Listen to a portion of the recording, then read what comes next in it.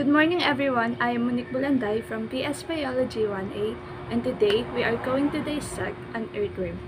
Earthworms are actually animals under the phylum Annelida and they belong to the class Cryptolata. Before we proceed with our dissection, here are the materials that we are going to use.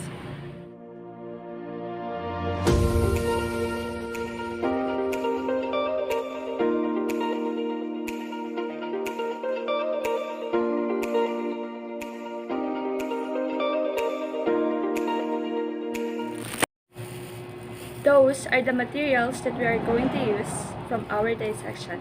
So let's first start in the external part of an earthworm. And here we can see the prostomium of the earthworm. Prostomium is a lobe that serves as a covering for the mouth of an earthworm. It helps the earthworm to feel their way through the soil. And their mouth is located in the anterior end of the earthworm. While on the posterior end or the other side of an earthworm is their anus. So mapapansin natin sa structure nila na they have these lines or seems like a circular lines. This is actually the rings or the true segment that is unique from the physical appearance of our earthworms. Yung each segment tinatawag nating metamer. Each segment. While the repeated segments all over the body of the earthworm is what we call the metamerism. As we mentioned before that annelids or earthworms belongs to the class Clytellata, they actually have this reproductive organ called clitellum. So yung ating clitellum, it is actually responsible for creating a cocoon where eggs are deposited. So dito nangyayari yung reproduction ng ating mga earthworms. Earthworm fertilization is external from their body.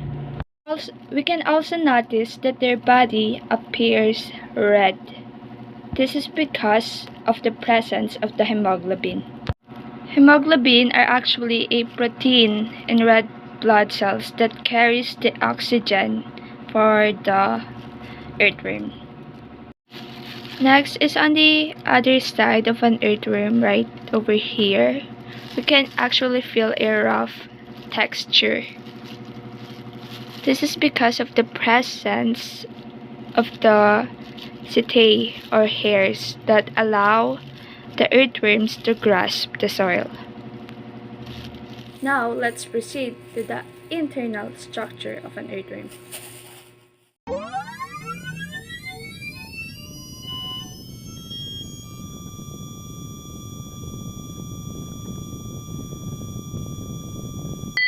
So here next to the mouth of an earthworm is the pharynx. Esophagus lies beneath this male reproductive organ, which we call the seminal vesicle. Right over here, we can see the female reproductive organ of the earthworm. This is what we call the seminal receptacles. This actually holds the sperm after cross-fertilization. That is why earthworm is called monoecious because it has or it contains the male reproductive organ and female reproductive organ. Even they are monoecious, earthworms actually do mate with another earthworm to cross-fertilization. Next here is what we call the crop. This actually acts as the stomach of the earthworm. This is the storage unit of their food. Next is the gizzard right beside the crop. Gizzard is considered to be the mechanical digestion of an earthworm. And here is a long tube that serves as an intestine of the earthworm. And as we can see, it contains dirt or the digestive food of the earthworm. So there is a ring right over here, then another ring, then another ring. Those are dark rings or the erotic arches which makes up the heart of the earthworm. Lastly, earthworms actually have this dorsal vessel, which is responsible to carry the blood in front of the body of an earthworm, while underneath is the ventral vessel, which is responsible for carrying the blood to the back of the body of an earthworm. And that's the internal and external structure of an earthworm. Thank you for watching and happy learning.